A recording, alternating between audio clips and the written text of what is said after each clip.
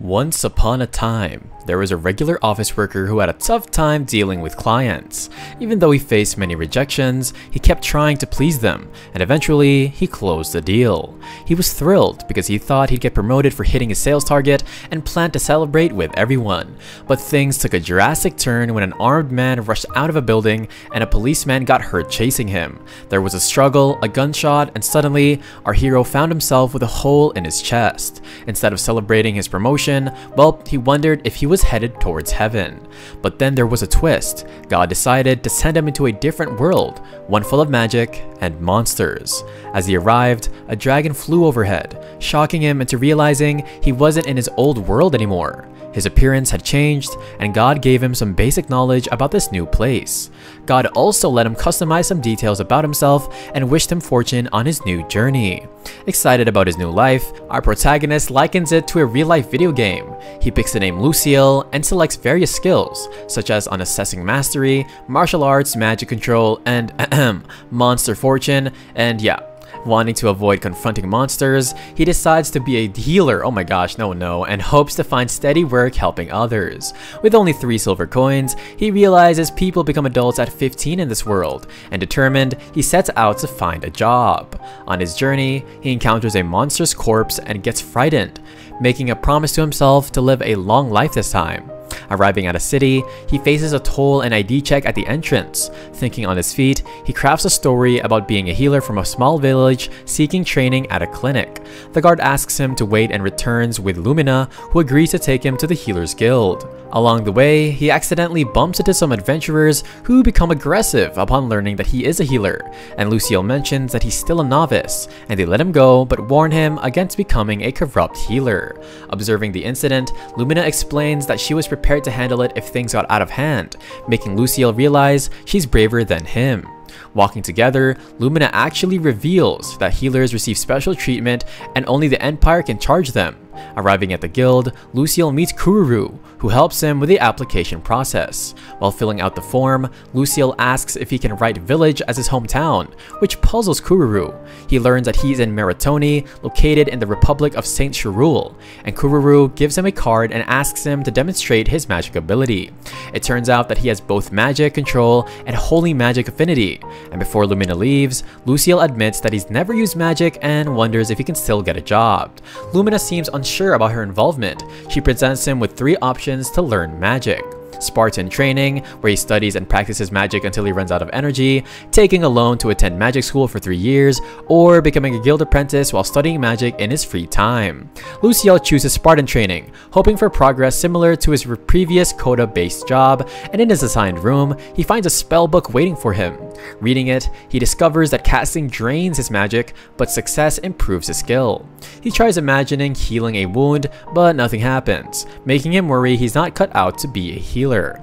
However, he notices progress in his holy magic affinity. With more magic power, he practices until exhausted, and the next day, he focuses on improving magic control before repeating the process.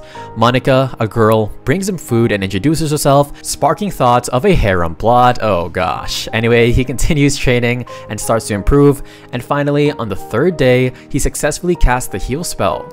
Lucille confirms with Monica that he can now cast the heal spell, and she initially charges him a silver coin, but refunds it when she learns he was brought in by Lumina, arranging for him to stay at the guild for 10 more days. He discovers Lumina is the captain of the church's female paladin division and considers meeting her for good fortune, thanks to his monster fortune ability. After the 10 days, Lucille sets out to promote himself as a healer, following Monica's advice to charge 1 silver for treatment. Along the way, he encounters the Beastman adventurers from before, including their leader Bazan, which makes him nervous for no reason. While trying to gather information about their guild, they are interrupted by injured Beastmen adventurers seeking for help. Bazan scolds them for accepting dangerous quests and reminding Lucille of Monica's warning about corrupt healers charging high prices. Determined to be a good healer, Lucille offers to help the injured adventurers. However, when he attempts to heal a young girl, he fails due to nervousness, a relatable experience for many. Determined to succeed, Lucille focuses his magic on healing the girl once more, managing to succeed this time, and waking up in his room at the Healers Guild, he regrets not being able to heal the last adventurer. While the others appreciate his efforts, Luciel knows that he needs to improve. To gain experience, he decides to become an adventurer and head to the Adventurers Guild the next day. At the guild, he's surprised to see a bunny girl at the reception and is excited about the possibility of a true harem. And what is our boy thinking of, guys? She gives him an application form and asks him to channel his blood or magic into the card for evaluation. And with his martial arts skill, he is eligible to register as an adventurer, and she explains how his contracts work, where adventurers fulfill requests and receive compensation, with the guild taking a 10% cut and penalties for failed requests. As a healer, Luciel has a different plan, exchanging his healing skills for combat training. The bunny girl can't decide on this, so she calls her tough-looking boss, and despite feeling intimidated, Luciel remembers not to judge based on appearances, drawing on his past experience. When asked why a healer would want combat training, Luciel explains his desire for self-defense, and the man, named Broad, agrees to take him in, paying him 1 silver a day and deducting his training fee from that. Luciel accepts and plans to join in 6 days, and Broad, the chief instructor, asks Nanela to handle Luciel's arrangements, and she introduces herself, but this makes other adventurers jealous. Oh my gosh. Broad's intimidating stare makes them back off, impressing Luciel with his strength. Returning to the Healer's Guild, Luciel resolves to improve his healing ability to avoid repeating past mistakes. He decides to train his magic for the next 6 days, and Monica brings him food and wishes him fortune on his new goal. Wondering what level he should reach with his Holy Affinity magic, Monica suggests level 5 by age 20, indicating talent, and Luciel wonders if he can do it, and Monica promises to go on a date with him if he succeeds, and our boy just really got that riz. Motivated by this, he spends the next 6 days in his room, improving his magic, and after bidding farewell to Kururu and thanking her for the support, Luciel heads to the Adventurers Guild. He notices everyone staring at him, reminding him of how people used to look at him when his numbers were bad in the past. At the front desk, another pretty girl directs him to the underground training hall to see Broad, and Luciel is surprised by the large space and is greeted by Broad, who exudes a fierce and menacing aura. Despite feeling terrified, Luciel is super determined to train, impressing Broad by not running off after seeing his intimidating gaze. They begin training, starting with running laps as a warm-up, and Broad mocks Luciel's running, pushing him to go even faster. Despite the harsh training and being teased by Broad, Luciel starts to enjoy this challenge. However, after some cringe-worthy moments, he eventually passes out, leaving Broad astonished at his weakness for fainting during the warm-up. The adventurers are surprised that Luciel's healing wasn't a scam, and while Luciel is shocked by the bad reputation healers have and hopes to change that perception. After healing the rest of the group, Luciel feels confident about his training progress. His martial arts skills are improving, and he can level up his holy magic affinity by healing people, so he believes he made the right choice coming to the guild. Broad takes a liking to Luciel and offers him a place to stay at the guild with free meals included. Luciel cannot believe his fortune, but Broad explains that he wants to support and increase the survival rates of new adventurers, and eager to contribute and learn, Luciel gladly accepts the generous offer.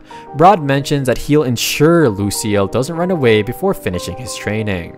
Luciel feels grateful for the opportunity to have 3 meals a day, and yep, we definitely should be taking after his example, and as well as training, crediting it all to his monster fortune ability. After taking a cold shower, Broad asks him to go to the cafeteria, and Anela arrives, sparking excitement in Luciel, but she's there to wash his dirty clothes. He hesitates, not wanting her or anybody to touch his clothes, but she assumes it's because she is a beast folk. Luciel clarifies and she takes the clothes from him, and inside the cafeteria, Broad presents a huge feast for Luciel, insisting he eats everything.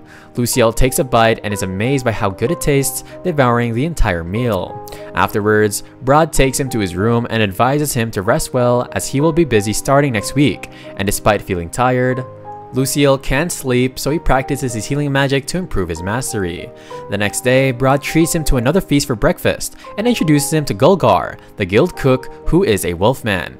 Gulgar gives Luciel a drink to help him level up faster, and determined to become stronger, Luciel literally chugs down the drink, calling it Substance X. And that's kind of sus. But anyway, during training, he struggles to land a hit on Broad, but Broad encourages him to keep going, pushing him harder with punches and warnings about facing weak monsters. Their session is interrupted when a cat girl seeks healing. She asks if it is true that it doesn't cost anything, and Luciel heals her wound. Grateful, she promises to return to him if she gets hurt again, hinting at a potential addition to his harem. The party leader praises Luciel as a good person and is impressed by how he handles Broad's tough training. and as he returns to his room, Luciel senses that he's being watched. The next day, Luciel confronts Brod about feeling watched, and Brod admits that they were worried he might run away. Luciel reminds him of their contract and warns that if he catches anyone watching him again, he'll make Brod drink the substance X. During training, Luciel struggles to hit a target with a stone, angering Brod, and as weeks pass, Luciel's daily substance X cup grows, and he gains popularity as a healer.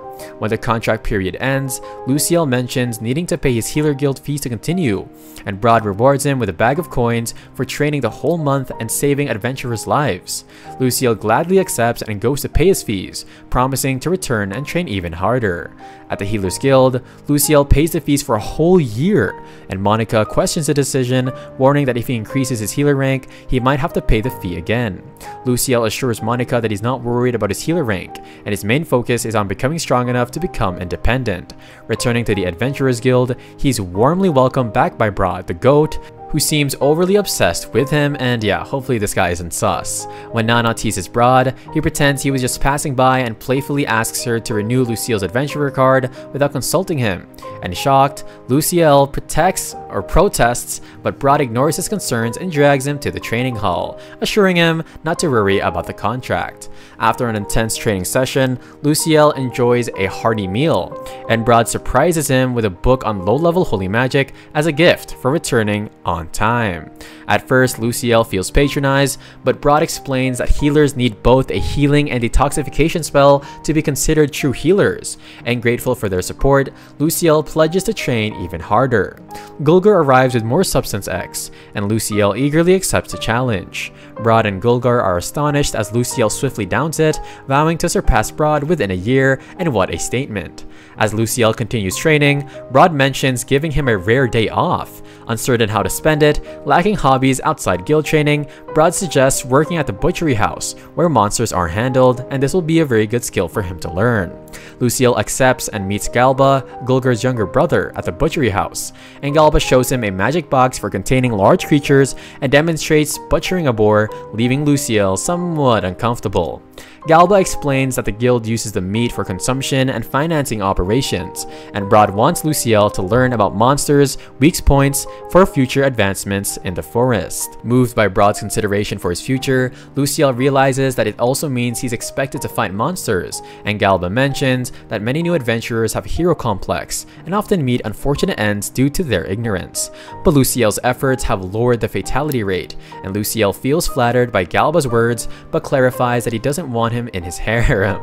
He then pulls the corpse of a rabbit and asks Galba to butcher it, and despite loving meat, Luciel feels kind of uncomfortable about the idea.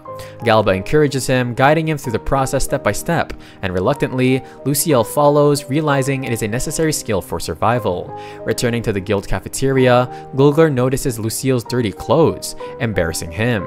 Luciel changes and washes up, feeling awkward when Nana arrives. Seeing her reminds him of the rabbit that he butchered earlier, and Nana asks about his day at the butchery, and Luciel admits to feeling overwhelmed. She explains how many adventurers get excited about the first sight, but struggle with the mental exhaustion afterward. Assuming him of the guild's support, she holds his hands to comfort him and offers to help in any way she can, and Luciel feels better with Nana's comforting presence and enjoys the rabbit soup that she made. As he eats, Gulgar reminds him of his dose of Substance X, and a reminder of his obligation to drink it. Later, Luciel receives another day off and reflects on his slow magical skill growth, realizing it is similar to leveling up in RPG games. Wondering about Brod's plan, Luciel is grabbed by Nana and Melina, who inform him of lessons instructed by Brod. Excited about the lessons, Luciel finds himself in a library where he chooses a book about the country's laws, religions, and mythologies brought by Murnell. After they leave, Nana explains that they were teasing him by testing his taste, and during the lesson, Luciel learns that they are in Saint Maritoni's country named Sherul, and the only country where slave trade is abolished, which he is glad about. Nana also shares information about the city of Yanis, where beast folks reside, and from then on, Luciel's days are filled with training, healing, study groups with Nana, butchering, and odd jobs for this guild. 6 months pass by just like that, and Luciel checks the guild's earning rankings, but is interrupted by Murnell and Melina, who smother him with their assets. They learn that the White Wolf is topping the rank again, and Lucille asks for some space as he cannot resist his Excalibur anymore. Despite his protests, they tease him more until Nana comes to the rescue, and of course Melina notices his clothes can no longer contain his excitement.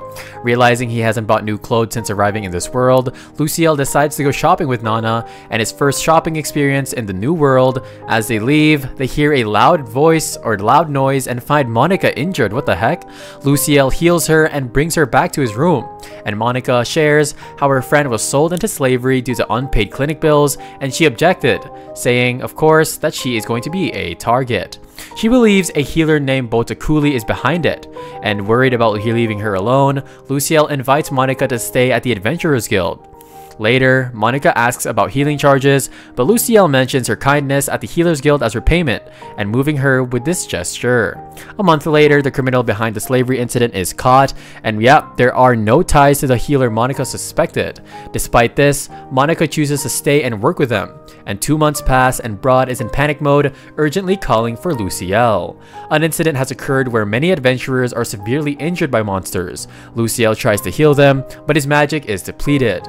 Broad gives him a magic potion to recover, and he resumes healing, but eventually collapses. Waking up in his room with Nana by his side, Lucille learns about the casualties and feels disappointed, vowing to work even harder.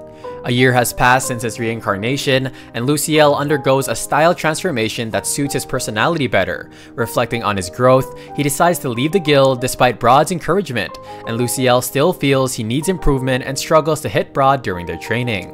He thanks Broad, mentioning he now has enough confidence to face monsters, even if it means running away sometimes. Broad wonders if he'll ever grow a pair, and Lucille plans to start a healing office with affordable prices to help people and make a living as well. And wow, what a W man. Broad respects his decision, wishing him well as Lucille looks forward to his next adventure. And later, Lucille arrives at the Healers Guild to renew his membership, where he meets a frustrated Kururu. She's upset about not finding new help since Monica left the guild, increasing her workload. Finding the guild unusually empty, Lucille wonders why Kururu seems so annoyed, and he hands her his card to renew his membership, surprising her with his improved levels. Lucille explains that this year of training led to his leveling up, but laments that it didn't really help him become more assertive. Kururu concludes that he must be a weirdo or masochist to undergo such training, but Lucille clarifies it was to improve his self-defense and avoid getting into trouble. Kururu suggests raising his rank to C, which would allow him to buy a spell book to learn advanced healing attributes. However, this would make his membership even more expensive. Shocked by the cost, Lucille realizes he needs to find a job, and just then, Broad arrives and drops a bag filled with money, hiring Lucille for another year and offering to pay him wages. He wants Lucille to become a regular resident of the guild and train there. Kururu is worried, but Lucille trusts Broad and accepts the offer, becoming his playmate. Well, that was definitely close. Back at the guild, Lucille is teased for returning so soon. He also receives the new spellbook, which he hopes to master within a year. Broad invites him to dinner, where he is surprised and with a welcome party for becoming a temporary employee of the guild. And Gulgar welcomes Lucille with Substance X, but its smells makes everybody step back. Lucille wonders if Broad's dump is a secret ingredient, making it effective yet quite unpleasant. Despite the odor, Lucille toasts to everyone and drinks it, but afterward, he avoided due to the bad smell. Approaching him, Bazan asks if Lucille is gay to clear any misconceptions. What the heck? And Bazan mentions he's always training with Broad, and of course he has never hit on any guild girls, piquing his curiosity. Lucille clarifies that he is into girls, and they invite him to a special place to make him a man. Excited by the idea, they're interrupted by Monica, leaving Lucille wondering if she overheard their conversation. And yeah bro, I'm not gonna lie, she probably did. Monica just wanted to ask about the Healers Guild, expressing her enjoyment of her time there and thanking Lucille again for saving her. As Lucille tries to make a move on Monica, he abruptly stops himself, causing an awkward moment.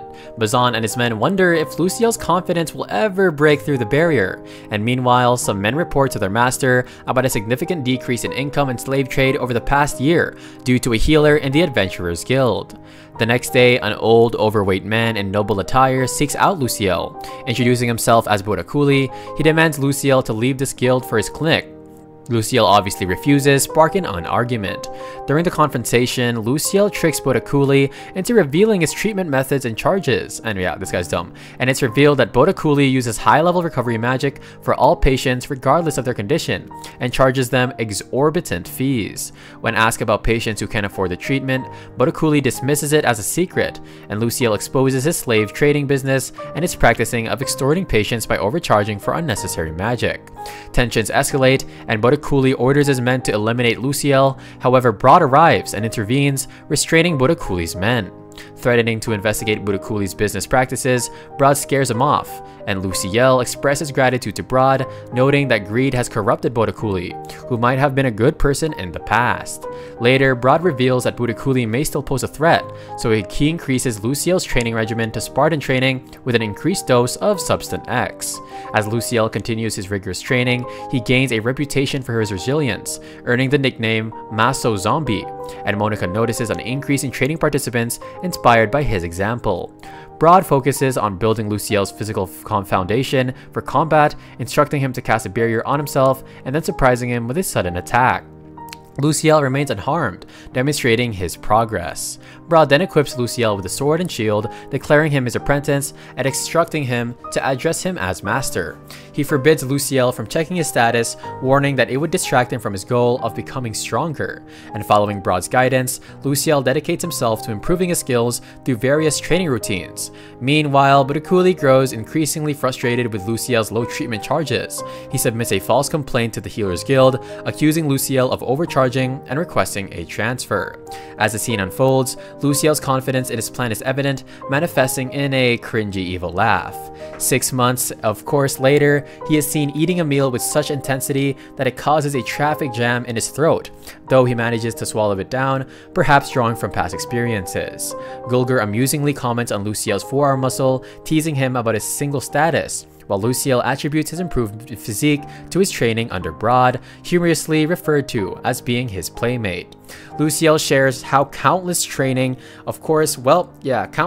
cuts have lessened his fear of the blade, and leading Gulgur to understand why he's earned the moniker of Masochist Zombie. Nana then approaches Luciel with a friendly tone, prompting playful teasing from Gulgur about their relationship. She presents Luciel with a letter from the Guild of Headquarters of the Holy Church of Shirul, offering him a position based on his achievement of Holy Magic Affinity level 5 at a young age. I know I said that fast. However, Broad suspects that this offer may be a part of Bodakuli's ploy to disrupt the treatment at the guild by removing Luciel. Broad advises Luciel to persist in his trading and continue healing people to further develop his magic. Later, we see Luciel lying down, seemingly exhausted, with a cat girl by his side. However, it is revealed that he's simply fatigued after healing several people, with more waiting outside. Gulgur arrives with Substance X to recharge Luciel, who consumes it eagerly, showcasing his masochistic tendencies. And in the cafeteria, Broad discusses with Gulgur the advancement of Luciel's martial arts skills to level 7 during his training sessions. Gulgur expresses curiosity about the effectiveness of Substance X, to which Broad admits uncertainty, suggesting it's believed to enhance skills, but its true effects remain unknown. Despite this ambiguity, poor Luciel continues to consume it as part of his routine, and Garba arrives and reveals that he investigated the letter Luciel received, confirming Broad's suspicions about Bodakuli's involvement. He also assures that measures have been taken to ensure Luciel's safety during the transfer, providing some relief amidst the uncertainty. As they reflect on Luciel's progress, Gulgur suggests Garba train him, but Garba hesitates, stating that he'll consider it if Luciel doesn't level up. Broad interjects, suggesting Luciel would be dead if Garba trained him, and the conversation swifts to Luciel's love life with receptionist girls at the guild, seemingly fond of him, and though Broad clarifies they see him as a brother. Garba reveals Luciel's preference for women with nice faces, cute personalities, prompting Broad to jest about Luciel potentially remaining single. 6 months later, Luciel has risen to an A-rank healer, let's go, and he plans to join the church as per the letter, anticipating potential false accusations if he rejects it. When he meets with Broad, the latter humorously wonders if Luciel intends to confess his love, but Luciel clarifies he's seeking a favor and isn't interested in Broad's advances. At the adventurer's grave, Luciel shares his grief over the lives lost and expresses concern about adventurers' futures being ruined by high clinic fees. He hopes to improve as a healer and suggests to Brod starting a training program for rookies to prevent such tragedies. Brod is moved and agrees to consider the idea, and Luciel also discusses Monica's employment, acknowledging his desire for her to join his harem, but leaving the decision to her. Before leaving, Brod surprises Luciel by calling out Nana and Monica, who were hiding nearby. They offer their support for his journey ahead, and Luciel expresses gratitude for the companionship over the past 2 years. And as Luciel sets off on his new adventure, he receives an E-rank adventurer card and expresses gratitude to Brod for his support. Brod playfully challenges Luciel to land a hit on him, promising a reward if he succeeds, and Luciel jokingly bets Brod to drink multiple glasses of Substance X. Touched by the guild's gesture, Luciel departs with emotional farewells, accompanied by Bazan and his group. Upon arriving at the holy city of Shiruli, Luciel expresses his need for Substance X, jokingly referring to it as Dump X. Bazan escorts him to the Adventure Guild, where their arrival surprises everyone. Luciel introduces himself as a healer, causing a stir among the guild members. The master learns of Luciel's apprenticeship under Brod, further adding to the intrigue. Luciel surprises everybody by requesting 3 barrels of Substance X, earning himself the reputation of the Maso Zombie Healer. The master tests Luciel's ability to handle the substance before providing him with a requested stock, and as Luciel bids farewell to Bazan, he heads to the Healers Guild headquarters, impressed by its size. And inside, he meets receptionists who guide him to Priest Grandheart, who leads him through a secret door and a magical elevator to the top floor, where he encounters Lumina. Excited to see Lumina, Luciel is shocked when she mistakes him for somebody named Luis, thinking he underwent a gender change. He corrects her and jokingly mentions the forward growth of his Excalibur, leading to Lumina to invite him to her room later for further discussion, and what the heck, bro. Grandheart leads Luciel through a storage room that resembles a torture chamber, causing Luciel to question if Grandheart might be more of a masochist than himself. They proceed to another room where Grandheart inquires about the letter Luciel received from Maritoni, accusing him of damaging their business. Luciel explains a situation regarding overcharging healers and proposes making treatment fees more transparent to ensure fair treatment for all patients. Grandheart accepts his explanation and assigns Luciel to the spiritual cleansing unit, offering him a generously monthly salary of 20 gold coins. Excited about his newfound opportunity, Luciel nonetheless wonders if he is capable of handling the responsibilities of his new job. Later, he meets Lumina in her room, but she shows no interest in any romantic plot developments. Instead, she informs him about a cemetery that has transformed into a labyrinth, and having studied labyrinths during his 2 years of training, Luciel feels encouraged by Lumina's acknowledgement of his abilities. And excited about his new job, Luciel learns from Lumina that the labyrinth is infested with skeletons, zombies, and ghosts, all of which can be defeated using purification spells. She informs him that working in the labyrinth will allow him to obtain monster drops, which he can use to purchase spell books. Additionally, there is even a chance that he might discover treasure during his quests, and Luciel expresses concern about potentially turning into a zombie himself, but Lumina assures him that these are all isekai-friendly zombies that will actually help him level up, so there's no need to worry. Despite the benefits, Lumina warns Luciel about the terrible smell in the labyrinth. However, Luciel, who has been consuming Substance X for the last 2 years, doesn't see this as a major issue. The next day, he meets his senior Jord and is provided with a special robe by Grandheart, which is said to be worth more than his life. Grandheart also gives Luciel an access card for the secret passage and a magical elevator, but requests that he refrain from bringing people for random hookups. As Luciel delves deeper into the labyrinth alongside Jord, he witnesses Jord's adept use of purification magic to vanquish a zombie, which drops a valuable magical stone. After Jord departs following the tutorial, Luciel expresses silent gratitude to Brod for providing him weapons in his magic bag.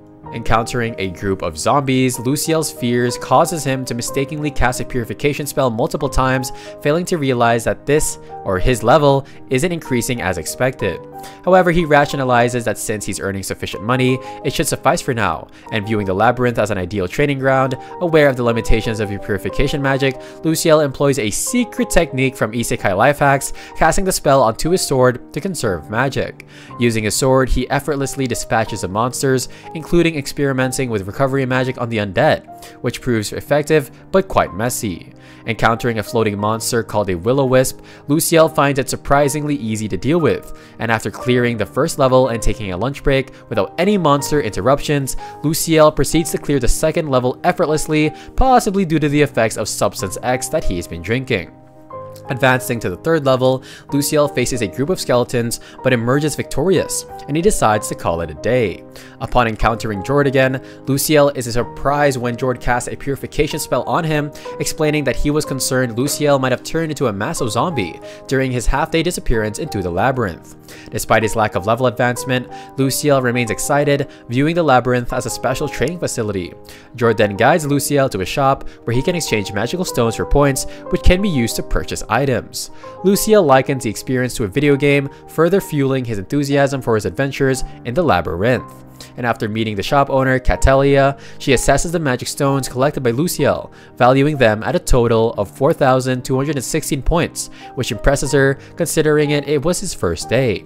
Luciel explores the possibility of purchasing spellbooks with his points, but finds them prohibitively expensive and some costing up to 1,000,000 points.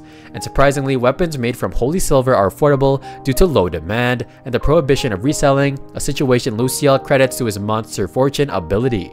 Catelia explains that typically healers cannot cast spells while wielding weapons, rendering these weapons dead stock. However, this limitation doesn't apply to Luciel, making them an ideal choice, and as a first-time customer, Luciel receives a discount enabling him to purchase a spear and a sword for a total of 4,000 points. Reflecting on his first day, Luciel sets a goal to accumulate 1,000,000 points to purchase a spell book, and he encounters Grandheart, who advises him that his earnings will be deposited into his guild account at the start of each month.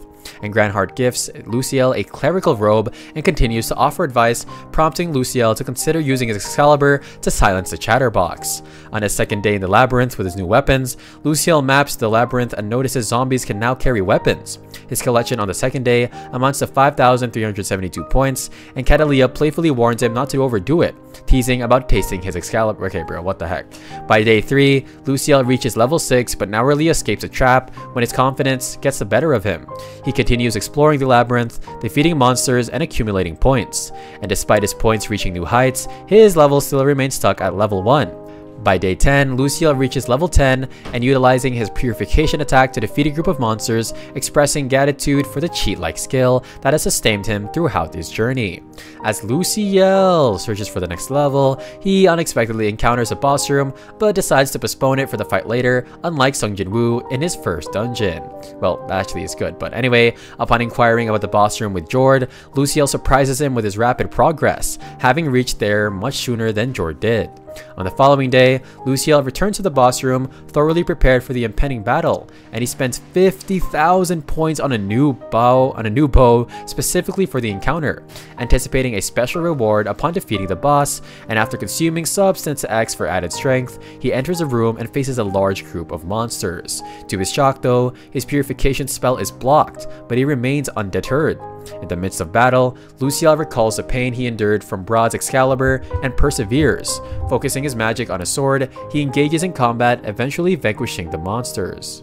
However, his magic remains inaccessible until the boss and a powerful undead named White appears. Luciel attempts to attack the boss with his bow, but evades his strikes. Realizing that the boss is afraid of holy silver weapons, Luciel sees an opportunity. He plans to strike while the boss is casting spells, using his weapons to exploit its weakness. During the intense battle, Luciel strategically distracts the boss with his arrows and lands decisive blows with his sword and his spear, ultimately decapitating the monster and emerging victorious. With the boss defeated, Luciel gains the ability to use magic, employing it to heal himself. And as he prepares to leave, a hidden staircase materializes, but Luciel opts to explore it later, having learned from his earlier impulsiveness. When he presents his collection to Catelia, she reprimands him for his recklessness, but acknowledges his significant earnings of 108,914 points, and Luciel reveals that the items he obtained from the boss, including a robe, necklace, and staff, surprising Catelia. She immediately urges him to follow her, leading him to meet with the Pope. And the Pope, revealed to be a girl, examines the items Luciel acquired and identifies them as belonging to another healer named Ozanario, who vanished 12 years ago. She reveals that the necklace reduces magic consumption by half, while the staff can disable magic. Interested in purchasing these items, she offers Luciel a larger magic bag in exchange. Luciel agrees to the trade, but requests a bag of greater capacity, which the Pope readily provides, offering him a magical sack capable of holding items equivalent to an entire room. As they exit the Pope's chamber, Luciel wonders if he was too bold, but Catelia reassures him, though her expression belies her words. Luciel then takes note of his mistakes from the 10th level boss battle, anticipating Brod's criticism and Gulgr's playful punishment of chugging Substance X. Contemplating joining the Paladin or Templar training, he decides to have breakfast first. On his way, Luciel encounters Lumina and her companions Queen and Lucy, members of Lumina's regiment. Lumina praises Luciel's rapid progress, but expresses concern over his recent recklessness. Despite his target, Luciel shares his recent boss fight with the girls, who caution him against such risky behavior. Overwhelmed by their teasing, Luciel considers Meritoni for further training. But Quina explains, of course, that the formal process required for healers to transfer. Lumina offers to assist Luciel with training, acknowledging the challenges he may face as a healer. Accepting her offer, Luciel transitions to exploring the labyrinth further, venturing up to the 12th level without encountering any major surprises. Luciel visits Catalia's store to provide her with magic stones, feeling a bit anxious due to their previous interaction.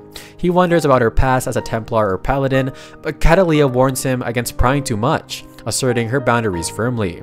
Impressed by her assertiveness, Luciel backs off and receives the magical sack he requested from the Pope. Channeling his magic into the sack, it transforms into his unique storage item, capable of stashing and retrieving items with simple commands. He also discovers spellbooks inside, added by Catalia under the Pope's instruction, much to his delight. The next day, Lumina introduces Luciel to a group of girls in her regiment, and he hopes to recruit some for his own group as well. Training begins with a half-hour run, which Luciel assumes will be easy due to his prior experience. However, he struggles to keep up with the girls and falls behind, recalling his past training with Brad to motivate himself. Despite his efforts, he finishes the run, significantly behind the others. And during combat training with Lumina, Luciel attempts to showcase his abilities, but is swiftly defeated, prompting Lumina to wonder about his experience with dual wielding. As he tries various tactics, including using his healing ability as a distraction, Lumina easily outmaneuvers him and knocks him down. Quina and Lucy wake him up, explaining that Lumina's actions were a sign of respect as she rarely goes out against all of her trainees. The scene transitions to bodyguard training, during which Luciel's team emerges victorious. However, Elizabeth notes that the opposing team won due to Luciel's support, highlighting his crucial role in the outcome. Luciel's assistance in strengthening their defenses during bodyguard training earns him praise from Lumina and the others, and Lumina reveals his holy magic affinity level of 7, which surprises Elizabeth. As such high affinity levels are uncommon, Lumina acknowledges Luciel's uniqueness, labeling him as an oddball, to which Luciel jokingly suggests being called a sugar daddy instead. However, he quickly realizes Lumina's extensive knowledge about him, feeling uncomfortable with her stalker-like behavior. He apologizes for considering part of his potential harem and agrees to be called an oddball. As Luciel continues his adventures in the labyrinth, he notices that despite his efforts, his levels are definitely not increasing for some reason. Remembering Brod's advice about the insignificance of levels compared to effort, he decides to focus on improving his skills rather than obsessing over level gains. Exploring up to the 20th floor, he encounters traps and illusions, but sees them as opportunities for training. Seeking information about the boss floor, Luciel consults Catalia, who knows very little about it as well, except that it may contain the remains of a deceased guild member.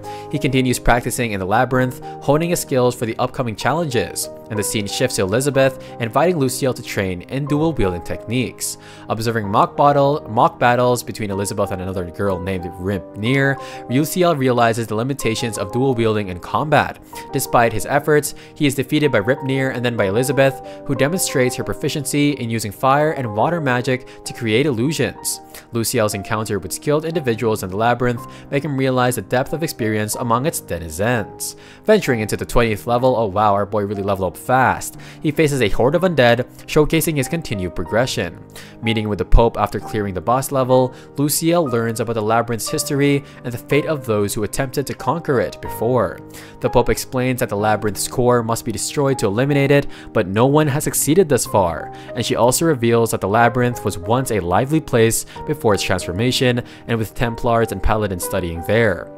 However, its foul smell drove them away, leading to the labyrinth ceiling and the use of healers as exorcists to contain the monsters within, and really just oversmell. Come on, why don't you be like our boy and drink some Substance X? Seeking anti-undead weapons and armor for his exploration, Luciel gains Pope's approval, along with the promise of promotion upon reaching healer rank 7, adding to his excitement. Later, Luciel's visit to the Adventure Guild draws attention due to his healer attire, and he shocks onlookers with a request for Substance X. The master then asks him for a favor, inquiring if Luciel can provide treatment similar to his work in Meritoni. Luciel explains the constraints of working under the church, indicating his inability to fulfill the request. Master proposes an alternative to Luciel's dilemma, suggesting that he offer treatment as an adventurer instead of under the church's auspices. Luciel finds this feasible and agrees. While Master fetches Substance X, Luciel learns from the receptionist about the increased casualties among adventurers due to the appearance of high-level monsters, and when Master returns with the substance, Luciel playfully quotes a very low fee of just 1 silver coin per person, much to the surprise of everyone present. Despite initial skepticism, many severely injured adventurers eagerly accept his offer. However, Luciel's presence angers some, prompting Master to intervene and vouch for Luciel's healing prowess, dubbing him the legendary Maso Zombie Healer from Meritoni. As Luciel begins treating the wounded adventurers, he emphasizes that his intention isn't to undermine the local clinics, but rather to provide affordable assistance. He sets 3 conditions for his treatment: a nominal fee, assistance from the adventurers if he encounters issues with the church, and a request to refrain from using the Maso Zombie nickname. Using his healing magic, Luciel tends to the injured adventurers, earning their gratitude and prompting them to brainstorm alternative nicknames for him. After much deliberation, they settle on Saint Weirdo, much to Luciel's amusement. And what the heck, bro. Luciel's encounter with Catalia reveals her concern for his well-being as she questions his late arrival for the labyrinth visit. Luciel explains that he was seeing off the Valkyrie Paladin regiment, who had been assisting him. However, their send-off turns awkward when the crowd mistakenly cheers them on using Luciel's various nicknames, leaving the Paladins shocked. Despite Catalia's reservations, Luciel plans to stay longer in the labyrinth this time, assuring her of his safety since he had already cleared the main chamber. She reluctantly agrees, but insists that he returns once a week, expressing her hope that he doesn't meet an unfortunate fate.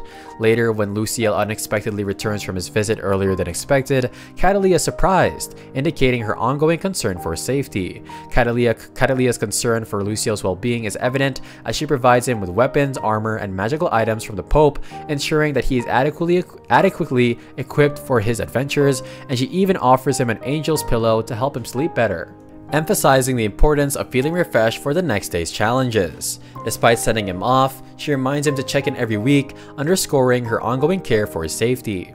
Back at the Adventure Guild for his Substance X dose, Luciel is surprised that Master remembers his weekly off, jokingly referred to as Saint Weirdo Free Day. Luciel inquires about Master's constant presence in the kitchen, to which Master simply responds that he enjoys it. Luciel then requests another letter to be sent to Meritoni, despite not having heard back from them yet. The reduced death rates and failed missions among adventurers are attributed to the training and practice they receive, as explained by the Master.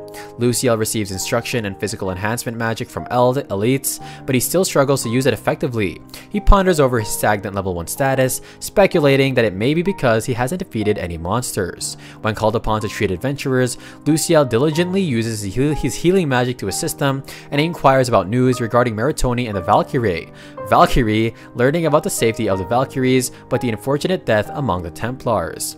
The news of multiple receptionists getting married surprises him, leading him to worry about his harem members potentially falling for other adventurers. Despite these concerns, Luciel achieves a significant milestone by defeating the level 30 boss after half a year since conquering the level 21, and Catalia congratulates him on his success and informs him that he has earned a substantial amount of points, further validating his prowess in the labyrinth. Luciel considers using his points to purchase a magic robe and potions, discussing with Catalia how his area high heal spell has been instrumental in his missions. However, when she expresses concern over his seemingly advanced skills at his age, well, she takes him to the Pope to address the issue and perhaps gain insight into Substance X. Catalia reveals to the Pope that Luciel has been consuming Substance X for over 2.5 years, and the Pope and Catalia are taken aback by the unpleasant smell of the liquid and discuss its origins. Originally intended as a pill to awaken talents and new adventurers, it was later reformulated into a liquid known as God's Lament. Despite its repulsive odor, Luciel confesses to consuming 3 mugs daily, crediting it with his increased strength. The Pope acknowledges Luciel's dedication and recognizes his potential to become a sage, impressed by his ability to defeat monsters and his utilization of area high heal magic. Luciel presents the item drops from his encounters, which the Pope recognizes as belonging to the 3 girls, but chooses not to divulge further information. Later, Catalia, of course, hands Luciel a letter detailing the effects and origins of Substance X, expressing concern for his well-being. Developed by a sage to enhance primal desires such as eating, sleeping, and intercourse, Substance X was criticized for its foul smell and slated for disposal. However, the sage, left it with the Adventurers Guild in hopes that it could one day become a tool to save the world, and I think it's gonna work. Luciel discovers that the primary effect of it is to sacrifice one of the 3 primal urges to enhance all overall physical ability, and reflecting on his own desires for eating and sleeping, he wonders if this has hindered his ability to unsheath Excalibur and if it's the reason behind Catalia's concern. Despite this revelation, he finds hope in the fact that Excalibur responds to him in the presence of attractive women, motivating him to fall in love once he completes his journey through the labyrinth. And this really is just a funny story, guys, oh my gosh. With renewed determination, he delves deeper into the labyrinth, resolving to train harder and build a harem in the future. A month passes, during which Luciel explores up to the 40th floor of the labyrinth, encountering new monsters and preparing to face the boss. However, he decides to gather more information before confronting it, learning to be cautious from past experiences. As he approaches the Adventurers Guild, he encounters a worried little girl who seeks his help. Luciel invites her inside to avoid any misunderstandings while conversing with her in public, mindful of avoiding further nicknames. Inside the guild, he receives a warm welcome as Saint Weirdo from Nanella and Monica, which actually surprises him. However, he is quickly called away by injured adventurers in need of healing, and while attending to them, Luciel asks the receptionist to inquire about the little girl's problem and worries that Nanella and Monica might be announcing their marriage, which saddens him. After tending to the wounded, the receptionist informs Luciel that he should accompany the girls to the slums as their situation is urgent. Master decides to accompany them to the slums due to the dangerous situation there, and upon arrival, Luciel sees many injured individuals, victims of an attack by thieves. The sheer number of wounded prevents them from being transported to a clinic, and suddenly a man rises with a knife despite still being unconscious, and Luciel attempts to use his area high heal spell, but the man manages to stab him before he can cast it.